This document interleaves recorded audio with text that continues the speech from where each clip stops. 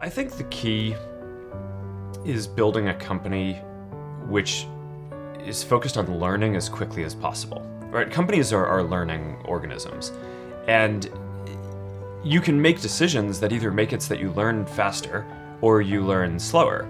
And in a lot of ways, building a company is like following the scientific method, right? You try a bunch of different hypotheses, and if you set up the experiments well, then you kind of learn what to do. And I think that's an important philosophy. So there are all these different decisions that we make inside the company, everything down to really empowering individual engineers. We invest in this huge testing framework, right? At any given point in time, there's not just one version of Facebook running in the world, right? There's probably tens of thousands of versions running because engineers here have the power to try out an idea and ship it to maybe 10,000 people or 100,000 people, and then they get a readout on how that version of what they did, whether it was a change to show better content to newsfeed or UI change or some new feature, they get a readout on how that version performed compared to the baseline version of Facebook that we have on everything that we care about, how connected people are, how much people are sharing and how much they say that they're finding meaningful content, business metrics like how much revenue we make and engagement of the overall community. And by running tens of thousands of different experiments and putting the power in people's hands to try all these different things, you can imagine we just make so much more progress than we could if every change had to be approved by me, right? Or every idea had to come from management. So I do think that there's something very deep about building this learning culture and moving quickly towards that just helps you get ahead over time. What about the bigger bets, like making a large acquisition or the rollout of a newsfeed or something like that? How do those decisions work? So I actually think when you do stuff well, you shouldn't have to do big crazy things, right? So you want to actually evolve in a way where you're working with your community and making steps and learning. So take newsfeed, for example. That was a relatively big shift, but it actually had been a couple of years in the making by watching how people were using the service, right? So, when we started off, we didn't have anything like newsfeed that showed you updates from what people were sharing. We just had profiles. And what we found were, originally one of the big behaviors was people would just click around, right? They'd click on different profiles, hundreds of them, and they'd go through all their friends to see what people had changed, right? To see what the update was in their friend's day. And we learned from that people were not just interested in looking up and learning about a person, but also understanding the day-to-day changes. So, first we made this product that just showed in order which of your friends had updated their profile, right? So that at least told you whose profile to click on. And then, the first version of newsfeed was really simple. All it did was it basically took the content that people were posting and put it in order on your homepage. So I think when things are working well, you use data and you use the qualitative feedback that you're getting from listening to how your community is using your product to tell you what problems to go solve. And then you basically use intuition to figure out what the solutions to those problems might be. And then you test those hypotheses by rolling them out and getting more data and feedback on that. And then that gives you a sense of where to go.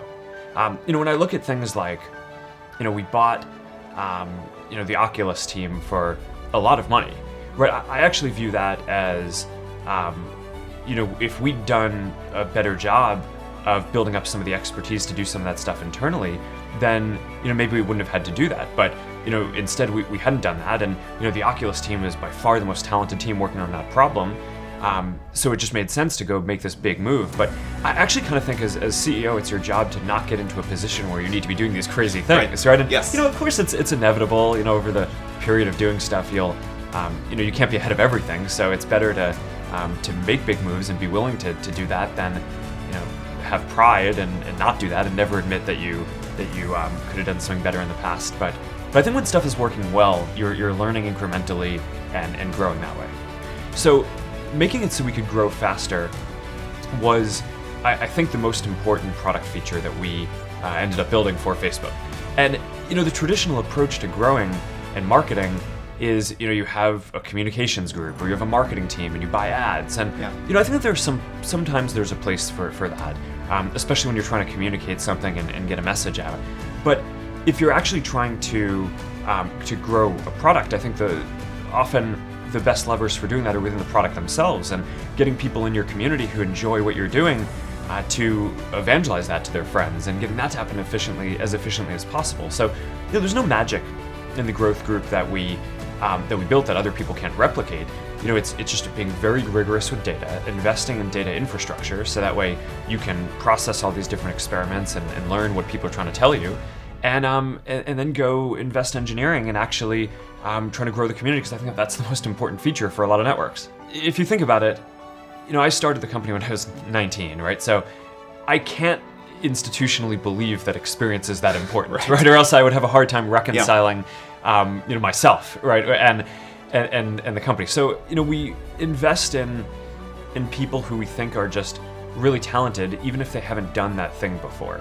And, that applies to people who are fresh out of university, as well as, people like, the CFO who took the company public, had not taken a company public before, right? And a lot of his background was in, production, development at Genentech before. So, just focus on really talented people. And so if you don't have the experience to look for, how do you assess someone's raw talent? Well, often you can tell from different things that they've done, right? So it's not that, obviously everyone's done something, right? I mean, even if you're 19, right, you've done side projects and interesting stuff, and I think what's important is not to believe that someone has to have specifically done the job that they're going to do in order to be able to do it well. One of the things that I think we've done well is just given the people at the company a lot of opportunity, right? So, it's not just me who started when I was 19 and now, I'm running this big company. There were a number of people who joined who were, people I did problem sets with at Harvard, or dropped out of Stanford, or, different programs, who have grown with the company over this long period of time. And, one of the things that I'm the most proud of is we have about 12 different product groups at the company. And all of the people who are running them, with the exception of one, did not join the company running a product group or reporting to me. That's amazing. And the one exception is David Marcus, who was the CEO of a $50 billion public company. So, so I'm pretty happy that he's on board, and having him run a product group, I think, is a pretty big coup too. But literally, none of them started off reporting to me. They all started off in different roles. Some were engineers, some were data analysts, some were product managers, and they've all grown. But I think what happens is, people see that you create opportunities for people, and that also, I think, keeps the best people engaged and makes the best people want to come work at your company, because they feel like, oh, I'm going to get those kind of opportunities too. I think Peter was the person who told me this really pithy quote, that in a world that's changing so quickly, the biggest risk you can take is not taking any risk. And I really think that that's true, right? I mean, a lot of people, I think that, whenever it comes to, whenever you get yourself into a position where you have to make some big shift in direction or do something, there are always people who are going to point to the downside risks of that decision. And locally, they're maybe right? I mean, for any given decision that you're going to make, there's upside and downside. But in aggregate, if you are stagnant and you don't make those changes, then I think you're guaranteed to fail, right? And not catch up. So to some degree, I think it's really right that over time, the biggest risk that you can take is to not take any risks.